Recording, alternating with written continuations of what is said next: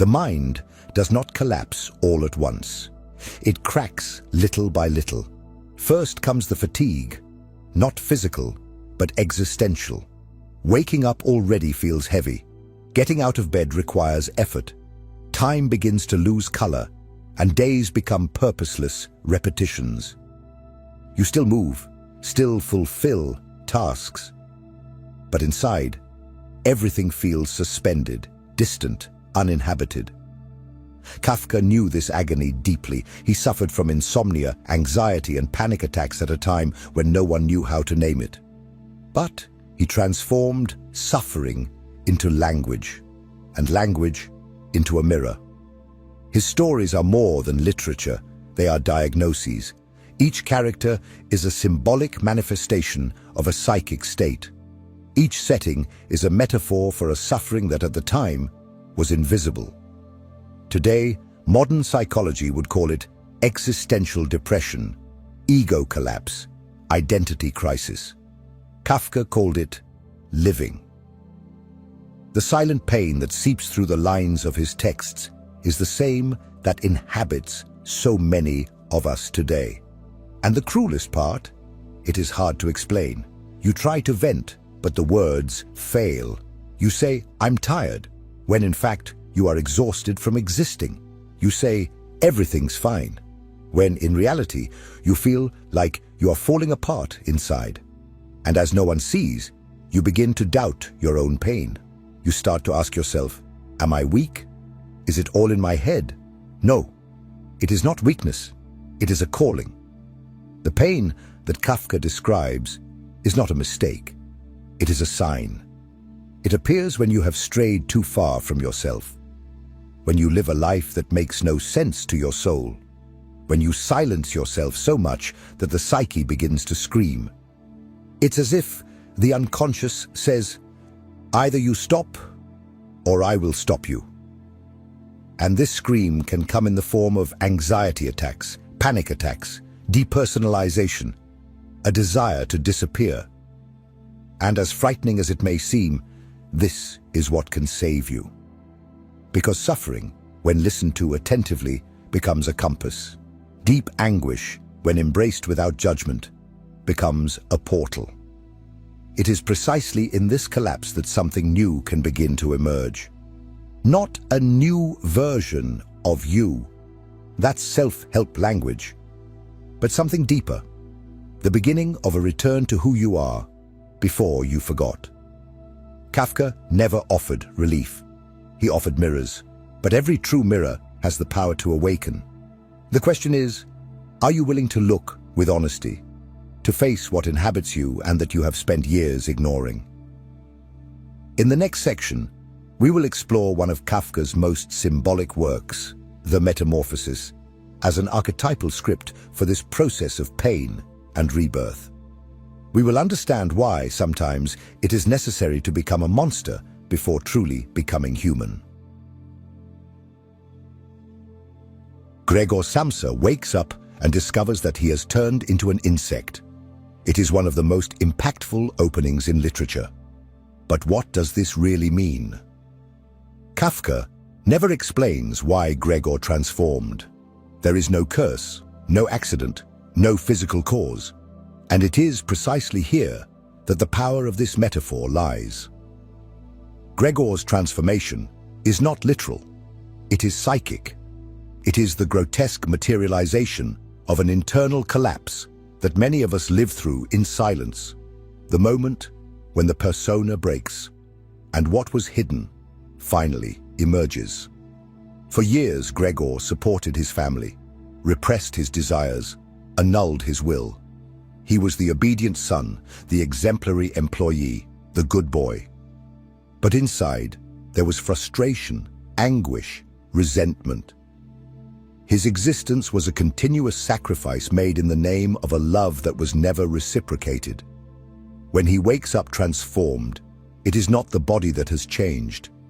It is the soul that finally screamed louder than the mask he wore. At this point, Kafka's metaphor connects deeply with Jungian psychology.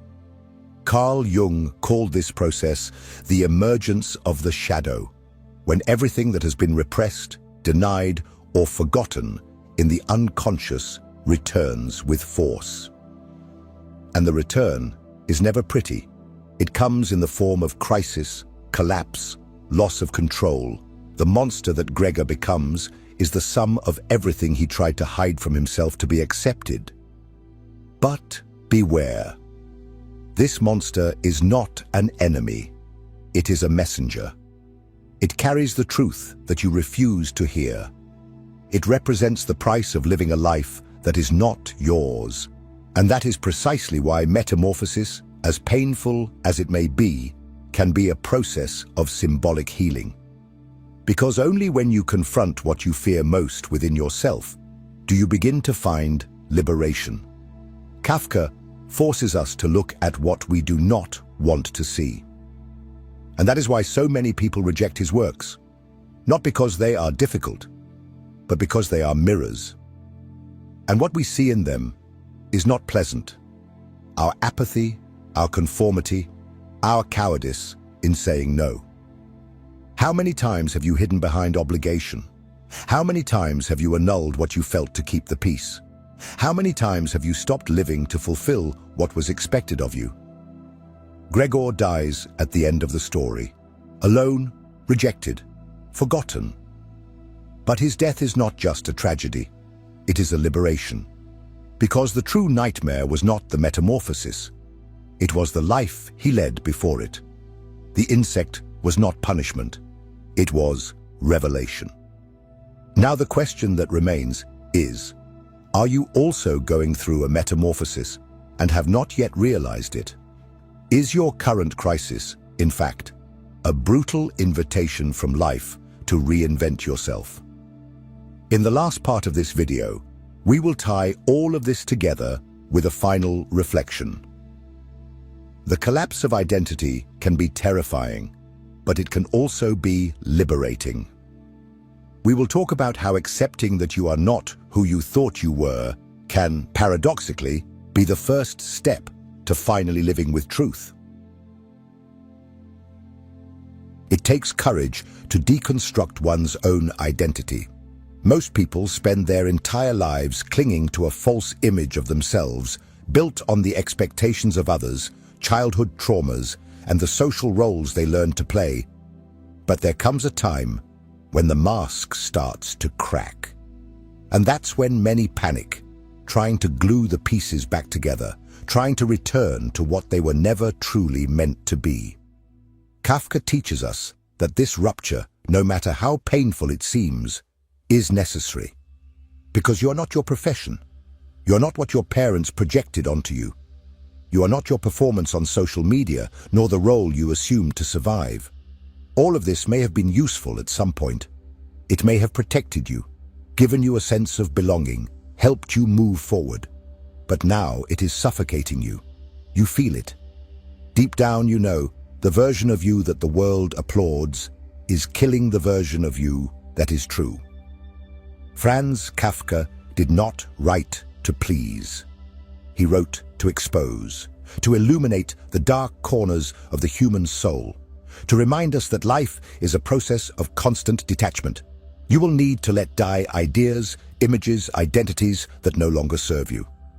And yes, it hurts. It hurts like a real loss. But in this morning, there is a rare chance, the chance to be reborn.